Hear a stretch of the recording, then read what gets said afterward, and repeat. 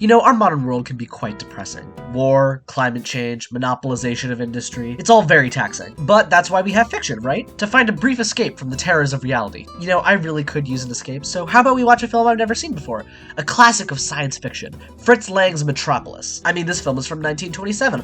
I'm sure there's nothing that parallels the modern world I live in. This'll just be a fun sci-fi romp. 2 hours later. Okay, this is gonna be hard. Alright, let's talk about Metropolis.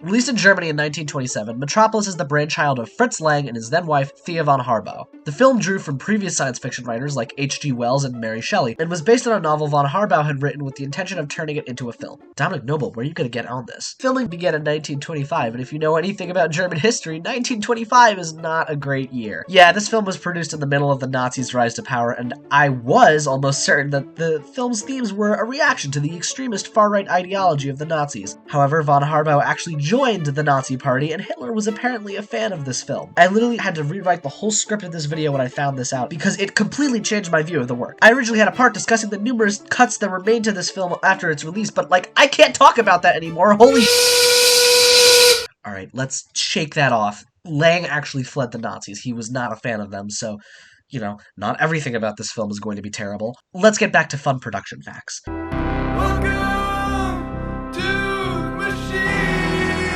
I mentioned in my video on Le Voyage dans la Lune that early silent films, to me at least, feel much more like stage plays, and while Metropolis does feel much closer to modern film, the elements of the stage are still there. Usually in stage plays you want to overact so the audience can see you move. This isn't always true. Black box theaters, for example, are much more intimate spaces, so the actors can be more subdued in their movement. But the general rule is to overact. However, film is always pretty intimate, so you don't need to overact. If you do, it can often look ridiculous, and unfortunately that happens quite a lot in this film. All of these actors are trained for the stage, and I don't think it ruins the experience, but there were some expressions in this film that made me laugh out loud, and that is definitely not how Lang would have wanted me to react.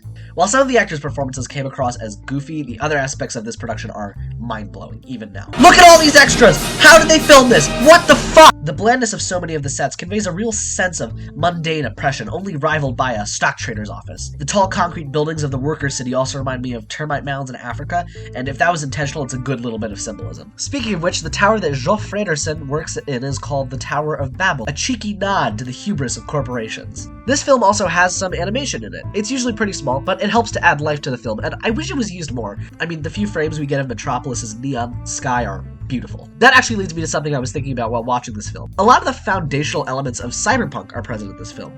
Proto-cyberpunk, if you will. A sprawling modern city that is built on a struggling underclass who do not enjoy the luxuries the elite do. A dystopian land ruled by companymen who care more about growing their bottom line than the lives of those who make them their money. Although, knowing what we know about von Harbou, this could also be a thinly veiled Nazi conspiracy theory. Who knows? This is probably a good time to talk about the themes and politics of this film because they are, how do you say, unique?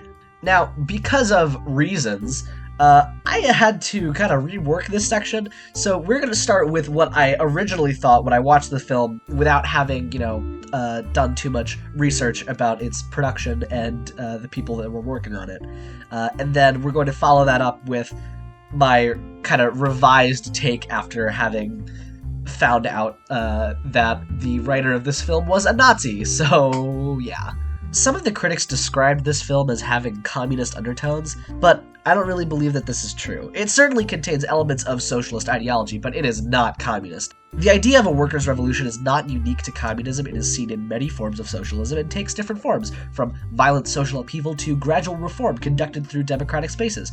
The socialist ideas in this movie are very basic, really just the idea that workers should not be taken advantage of by their bosses, and the violent revolt in the climax does not echo of communist ideology. There's a talk of collectivization or redistribution of the wealth, and while this could be inferred, I don't see very much effort on Lang's part to condemn or condone communism. Rather, I thought what we see is a warning about populism. The common people, the workers, feel anger and frustration at the disregard shown to them by Geoff Fredersen, the CEO who controls Metropolis. When the machine man takes on Maria's form and begins advocating for violence, it is a populist appeal, turning the anger into a tool that Fredersen hopes to use to crush the workers' spirits once and for all. When we view this film through that lens, and through the lens of a man who was watching as the Nazi Party gained power and prestige in post-war Germany, Lang's message becomes clear. He fears that the anger of the German people after World War I will be used by opportunistic extremists to achieve their own goals. In this film, the workers' anger is used as a pawn by Fredersen and Rotwang's the Inventor, as a way to achieve their personal goals: total subservience of the working class, or revenge on Fredersen for taking his daughter from him. But that anger could just as easily be directed at a, I don't know, religious and ethnic minority that the extremist believes doesn't deserve to exist. But the themes do not end there, no sir. Now let's talk about the film's main character, Freder, and his role in the story and the religious allegories surrounding him. Throughout the film, there are numerous religious allegories. Early in the film, Freder encounters the M machine, and when it breaks in an industrial accident, burning several men with hot steam, he has a vision of the machine as Moloch, a deity from Paradise Lost who demands human sacrifices. Similarly, the Tower of Babel is used as an allegory for the disconnect between the workers and the bosses. In this version of the tale, the tower is conceived as a monument to human achievement, but is built with back-breaking labor. The tower serves as a symbol of prosperity for the commissioners, but for the workers it is a monument to misery. The workers eventually revolt, leaving the incomplete tower abandoned. This story represents the core idea of the film, that the head, the bosses, and the hands, the workers, require a mediator to live in harmony, with the mediator being described as the heart. However, the mapping of this heart figure is tricky. In the story, Freder serves as the mediator, a compassionate young man from a wealthy upbringing who helps the workers and his father come to an agreement. And in this role, he serves as a Jesus figure. Maria, the woman who urges the workers to act peacefully, says that they must wait for a mediator to come and lift them up. This is the part of the film I most object to.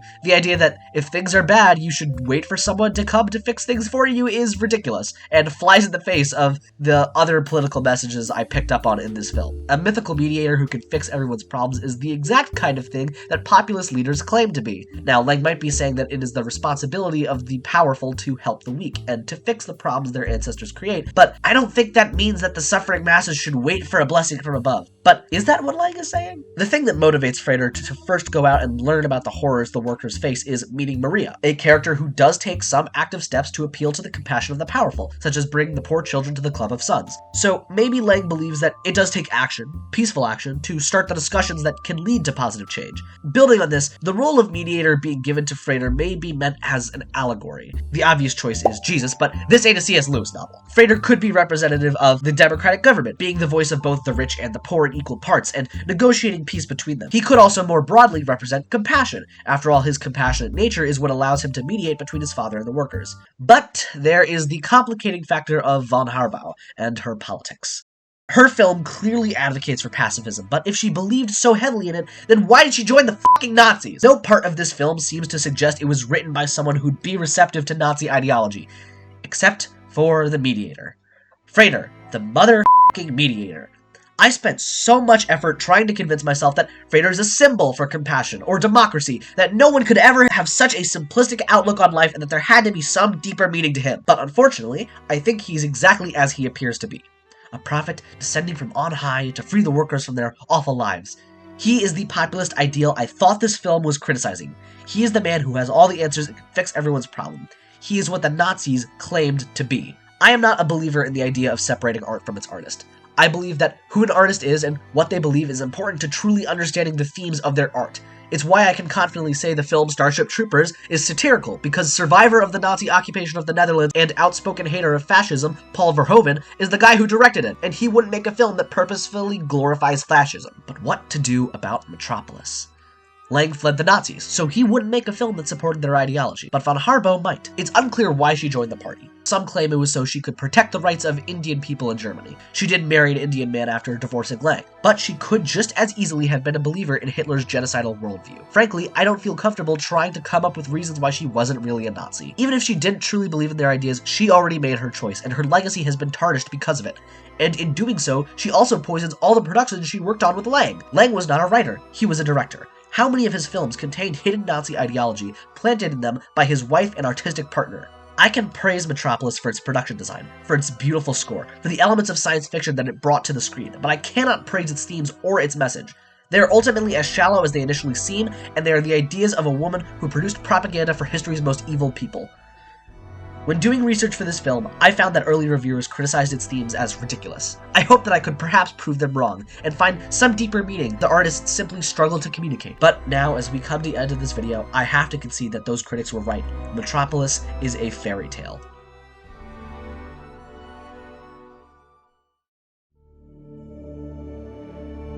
Thank you for watching this episode of History of Sci-Fi. If you enjoyed, please leave a like and consider subscribing for more film analysis. If you have any ideas for other films I should look at, please leave a comment below. See you in the next video.